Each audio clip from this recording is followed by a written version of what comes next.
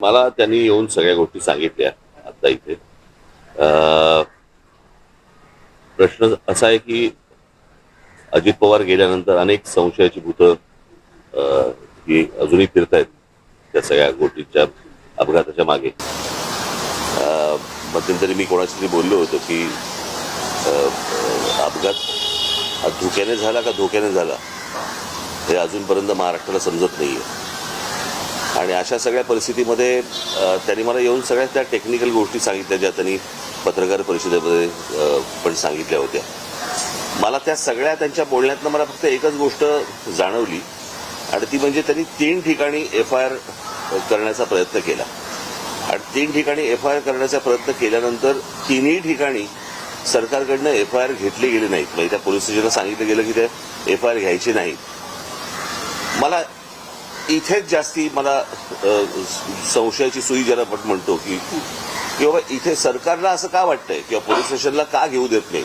म्हणजे ज्यावेळेला ते मरीन ड्राईव्हवरती गेले त्या पोलीस स्टेशनला गेल्यानंतर तिथले जे कोणी अधिकारी होते ते त्यांचा FIR लिहून घेत होते, टाईप करत होते आणि टाईप करत असताना इतक्या DCP आले तिथले आणि त्यांनी सांगितलं की नाही FIR लिहून नाही घ्यायचं म्हणून. तर हे कशासाठी आहे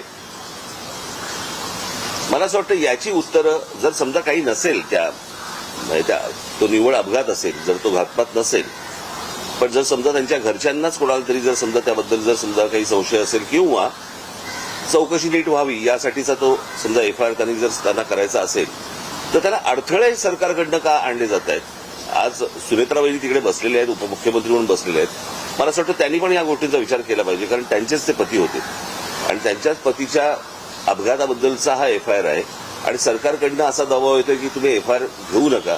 मला यातलं काही राजकारण मला काही माहिती नाही की नक्की काय चालू आहे ते, पण FIR करताना ज्या वेळेला अडथळे आणले जातात म्हणजे ज्या राज्यामध्ये सांगितलं गेलं की तुम्ही कोणीही FIR नोंदवू शकता आणि नोंदवू शकता म्हटल्यानंतर जर समजा FIR नोंदवायला गेलेल्या माणसाला जर तुम्ही अडथळे आणत असाल तर काही काळबेरं आहे का याच्या मागे असा संशय निर्माण होतोच ना. आणि मला असं वाटतं हे सरकारच संशय निर्माण करते.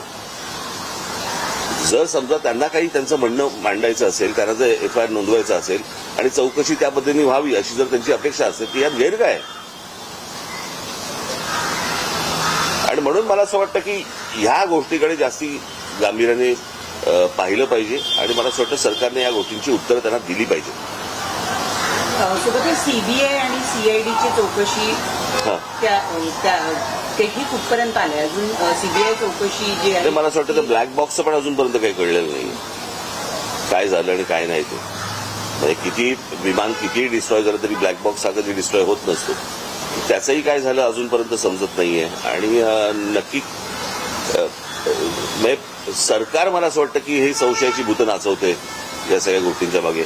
आता याचं काय त्यांना त्याच्यातलं काय राजकारण आहे मला काही माहिती नाही. माझा सोपा फक्त एकच गोष्ट होती की FIR नोंदवून का नाही घेतलं जात आणि तो नोंदवून नये याच्यासाठी सरकार का प्रयत्न करतं याची फक्त उत्तर सरकारने द्यावी. रोहित पवार वारंवार असं म्हणतात की ही जी तक्रार आहे त्यांना ती DGCA आणि त्याचबरोबर माझं तेच म्हणणं आहे तो टेक्निकल पार्ट सोडून द्या तुम्ही. एकदा FIR नोंदवला गेल्यानंतर त्याच्यामध्ये ज्या प्रकारच्या गोष्टी ते सांगितल्या जातील त्याप्रमाणे चौकशी व्हावी. सोपं आहे. अहवाल सुद्धा प्रतीक्षेत आहे कारण 1 महिन्याच्या आत आम्ही अहवाल देऊ असं सांगितलं गेलं होतं अपघातानंतर. त्या सगळ्या गोष्टी बाजूला सोडा सरकारच्या. FIR नोंदवून का नाही घेतला जात आहे एवढ्या गोष्टींचं फक्त उत्तर सरकारने द्यावं. 3 ठिकाणी प्रयत्न करून पण जर समजा नोंदवून घेतले जात नसतील आणि पोलीस स्टेशनवरती जर समजा तुम्ही दबाव टाकत असाल की नोंदवून घ्यायचा नाही म्हणून तर हे कशासाठी आहे ते कळलं पाहिजे. मला असं वाटतं महाराष्ट्राला कळलं पाहिजे. रोहित पवार आमदार आहेत आणि अजित पवारांच्या मृत्यू प्रकरणात ते FIR नोंदवू पाहत आहेत. त्यांचा FIR जर नोंदवला जात नसेल तर सर्वसामान्य माणसाचं काय करायचं. आणि हा कुठच्याही राजकारणाच्या पलीकडचा विषय आहे. मला असं वाटतं की आपल्यातली एक व्यक्ती गेलेली आहे आणि इतका दुर्दैवी अपघात हा कोणाचाच अपघात होऊ नये, इतका दुर्दैवी तर होऊच नये. आणि अशा सगळ्या परिस्थितीमध्ये जर समजा काही गोष्टी जर त्रुटी असतील त्या त्रुटी जर समजा FIR मध्ये मांडायच्या असतील तो मांडला दिला जात नाही. मला असं वाटतं की हे काहीतरी आपण कुठेतरी भलत्या लेवलला महाराष्ट्र आपण घेऊन चाललेलो आहे एवढंच फक्त यातनं दिसतं, अजून काही दिसत नाही. एफआयआर दाखल करून घेत नाहीये तर ह्या जे अधिकारी दाखल करून घेतले तर ह्या अधिकाऱ्यांवर देखील कारवाई होणं अपेक्षित. पण अधिकाऱ्यांना जर समजा सरकारच सांगत असेल की करून घ्यायचं नाही तर तुम्ही अधिकाऱ्यांना काय दोष देणार? सरकारवर दबाव. नाही, आता मला असं वाटतं की त्यांनी हा प्रश्न, विधानसभा अधिवेशन सुरू आहे, अधिवेशनामध्ये ही गोष्ट मांडावी. उद्या लोकसभेचं अधिवेशन सुरू होईल त्यावेळेला मला असं वाटतं राष्ट्रवादीच्या खासदारांनी ते प्रश्न तिकडे उपस्थित करावेत. मला एवढंच फक्त परत सरते शेवटी म्हणायचं आहे, सरकारी दबावामुळे एफआयआर जर नोंदवला जात नसेल तेही अजित पवारांसारख्या व्यक्तीसाठी, तर याच्यात काय नेमकं काळबेरं आहे हे मला असं वाटतं सरकारला सांगावं तर लागेलच निश्चित.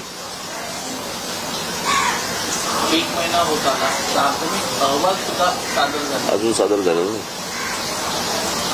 तर त्याच्यामुळेच काय होतंय की त्या असल्या सर्व गोष्टींमुळे संशयाची भूतं नाचवली जात आहेत किंवा नाचत आहेत. आणि मग प्रत्येक महाराष्ट्रातल्या प्रत्येक नागरिकाच्या मनामध्ये जे शंका याच्या निर्माण होत आहेत त्या सगळ्या याच गोष्टीमुळे होत आहेत. ठीक आहे.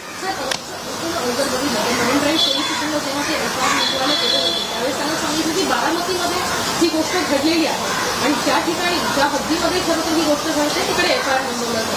त्या ठिकाणी जेव्हा एफआयआर नोंदवायला गेले तिकडेही टोलवाटोलवी केली. मी तेच बोलतोय ना, मला असं वाटतं 3 ठिकाणी त्यांनी केलं प्रयत्न, 3 ठिकाणी प्रयत्न केला आणि 3 ठिकाणी जर समजा नकार दिला जात असेल तर मला असं वाटतं की त्या काही शासकीय ती जी काही यंत्रणा आहे त्या यंत्रणेवरती दबाव आहे. आणि त्यातल्या सगळ्यात महत्वाचं म्हणजे या गोष्टींबद्दल सुनेत्रा वहिनी बोलल्या पाहिजे. मुख्यमंत्री तर बोललेच पाहिजे पण सुनेत्रा वहिनी देखील बोलल्या पाहिजे. त्यांनी मुख्यमंत्र्यांना सीबीआय चौकशीची मागणी केली. मुख्यमंत्र्यांनी निवेदन करताना हे सांगितले विधानभवनात सीबीआय चौकशीची मागणी करते. सीबीआय चौकशा वगैरे त्या सगळ्या होत राहतील. एक एफआयआर आहे ना फक्त, त्या एफआयआरला सरकार का घाबरतं? रोहित पवारांनी मांडलेले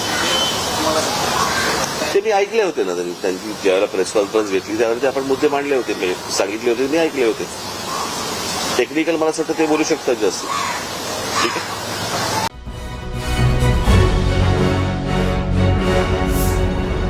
Thanks for watching Ekmat Digital.